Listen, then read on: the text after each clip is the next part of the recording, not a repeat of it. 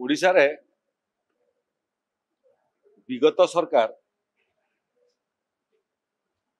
19/7/2006 रे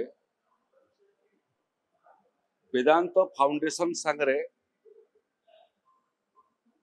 एक MOU sign करथिले एवं घोषणा करथिले जे पुरी ठारे वेदांत कंपनी द्वारा एक विश्वस्तरीय बहुमुखी एवं आधुनिक विश्वविद्यालय प्रतिष्ठा करिवे। ये क्रम रे वेदांत लिमिटेड भिन्न भिन्न समय रे तार क्यों ना रे जमी अधिग्रहण हबो एवं क्यों ना रे विश्वविद्यालय प्रतिष्ठा हबो तार नामकरण मध्य 3 थर बदलैला। प्रथमे कुहागला जे एटा स्टारलाइट फाउंडेशन ना रे हबो, किंतु ये प्रक्रिया भितरे द्वितीय थर तार ना बदलै करी वेदांत फाउंडेशन रखा गला एवं तृतीय थर पुणी ताकू बदलै करी अनिल अग्रवाल फाउंडेशन ये काम करिवो ए भलिया स्थिरीकृत हला। तेणु थरे मेमोरेंडम ऑफ अंडरस्टैंडिंग साइन हला परे जे करिवो तार ना मध्य 3 थर परिवर्तन हला। प्रथम पर्याय रे ये विश्वविद्यालय करिया पई तत्कालीन सरकार 22 टा गाँव जमी अधिग्रहण करिया पई एवं तार संगरे संगरे सरकारी जमी देबा पई मध्य निष्पत्ति करिथिले। ये क्रम रे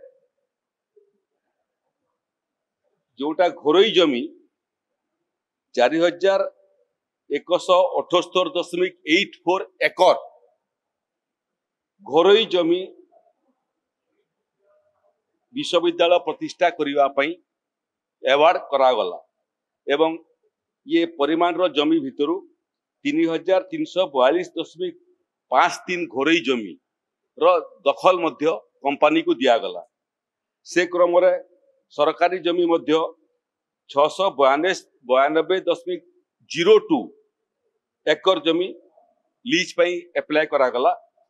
लीज सैंक्शन हला सरकारन द्वारा तत्कालीन सरकारन द्वारा 509.27 एकर पोजीशन दिया गला 494.98 एकर एवं जो लिस्ट डीड स्वाक्षरित हला सेटा होची 57.21 एकर।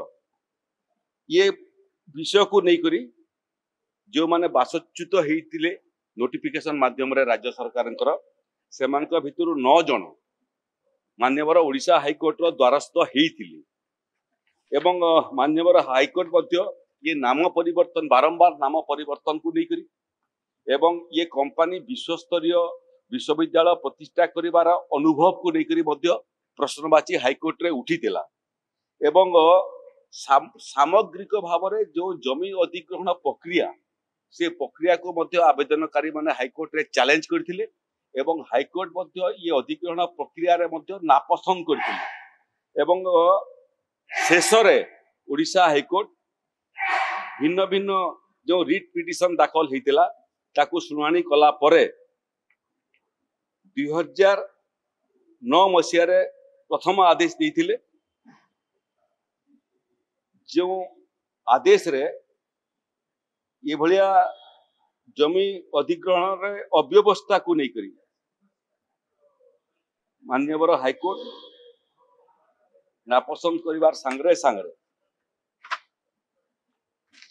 परवर्ती अवस्था रे ये समग्र प्रकरण को जमी अधिग्रहण प्रकरण को खारज करथिले। एटी एटा मध्य उल्लेखयोग्य जे सरकार करो ये जो प्रक्रिया थिला त्रुटिपूर्ण प्रक्रिया थिला अपरिपक्वता थिला एवं कोनोसी आवेदनकारी जो काम पई जमी आवेदन करथिले से काम करिया पई केते सक्षम केते योग्यता अछि तार मध्य कोनोसी अनुसंधान हेई नथिला जार फल रे 2023 मसीह मान्यवर हाइकोर्ट तांकर आदेश अनुसार ये समस्त प्रकरण को खारज करदेले, जमी अधिग्रहण प्रक्रिया को मध्य खारज करदेले एवं आदेश कले जे जो लोक मानकर जमी अधिग्रहण करी निया हिची से माने हाइकोर्ट रे केस करि थांतु कि न करि थांतु समस्तंकर जमी फेरस्त दिया जीवो। सरकारी जमी मध्य जोटा लीज आकार रे अनिल अग्रवाल फाउंडेशन को दिया हितला सीटा मध्य सरकार फेरस्त नेबी। जो लोक माने क्षतिपूरण ग्रहण करिसंती से माने क्षतिपूरणटा वापस करिवे एवं सेमान को तांकर जमीर पट्टार सत्व जो परिवर्तित होइतला पुणी जो माने हिताधिकारी जो माने जमी अधिग्रहण शिकार होइतिले से मानकर जमी तांको फेरस्त दिया जिवो, जमी दखल दिया जिवो एवं तांकर रेकर्ड मध्य राजस्व विभाग संशोधन करिवो एवं से माने जो पैसा क्षतिपूरण आकार पाइतिले सीटा राज्य सरकार को फेरेबी। राज्य सरकार मध्य जो जमी लीज सूत्र रे अनिल अग्रवाल फाउंडेशन को दिया हितला सीटा मध्य राज्य सरकार फेरस्त करी नेबे। यार विरुद्ध रे अनिल अग्रवाल सुप्रीम कोर्ट रे द्वारस्थ मान्यवर सुप्रीम कोर्ट रो द्वारस्थ होइतिले एवं मान्यवर सुप्रीम कोर्ट मध्य ये हाईकोर्ट रो आदेश को कायम रखिले एवं अनिल अग्रवाल फाउंडेशन रो जो आवेदन को खारज कले। तेणु राज्य सरकार ये प्रक्रिया आरंभ कले जो माने इथिरे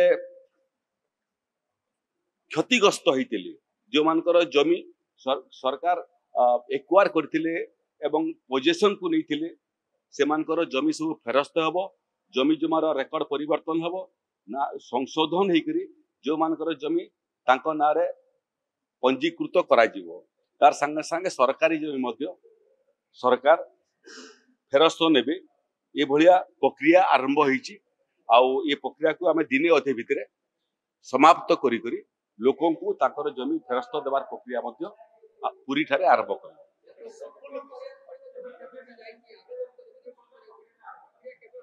प्रक्रिया कागज पत्र रे आदेश प्रक्रिया आरंभ होइलानी दिने 2 दिन भितरे तार नोटिफिकेशन मध्य हेई जिवो एवं नोटिफिकेशन हला परे जिला प्रशासन को निर्देश दिया जिवो जे जो मानकर जमी अधिग्रहण होइतिला से मानकर जमी को डी नोटिफिकेशन हला परे से मानकर जमी से मानको फेरेइबे।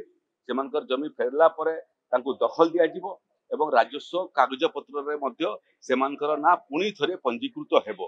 विषय एति कि जो माने क्षतिपूरण नै नथिले से माने क्षतिपूरण वापस करिवार अवकाश नै, जो माने क्षतिपूरण नैतिले से माने ग्रहण करथिबा क्षतिपूरण को सरकार को फेरेबे।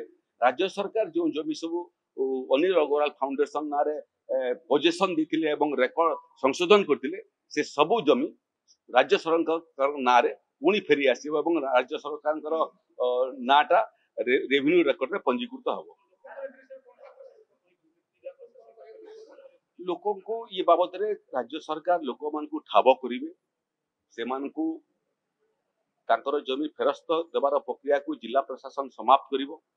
से माने जदि क्षतिपूरण ग्रहण करथिबे से माने निजर जमी फेरस्त पाइला परे एवं तांकर जमी दखल पाइला परे से माने ग्रहण करथिबा क्षतिपूरण राशि को फेरेइबे एवं तार सांगरे सांगरे रेकर्ड रे मध्य तांकर नाटा जो संशोधित होइतला एवं अनिल फाउंडेशन ना को चाली हितला अनिल फाउंडेशन ना रे पट्टा रे मध्य जो क्षतिग्रस्त प्रजा पैसा फेरेइ देबे तांकर ना मध्य सिथिरे पंजीकृत होइबो। जे पैसा नेई नै क्षतिपूरण आकार बहुत लोक पैसा नेई मध्य नांती प्रतिवाद रे से मानकर फेरेबार आवश्यकता नै, से जमी फेरी पाइबे एवं जमीर कागज मध्य संशोधन हेकि तांकर ना सिथिरे पंजीकृत होइबो।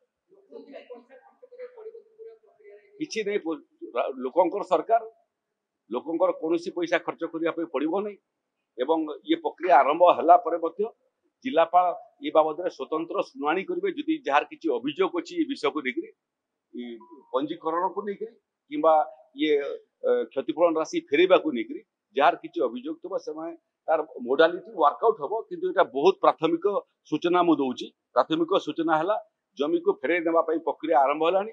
दिने 2 दिन भीतर सरकार चूड़ांत निष्पत्ति देबे। चूड़ांत निष्पत्ति नेला परे नोटिफिकेशन हबो। नोटिफिकेशन हला परे जमी फेरेबार प्रक्रिया जिला प्रशासन आरंभ।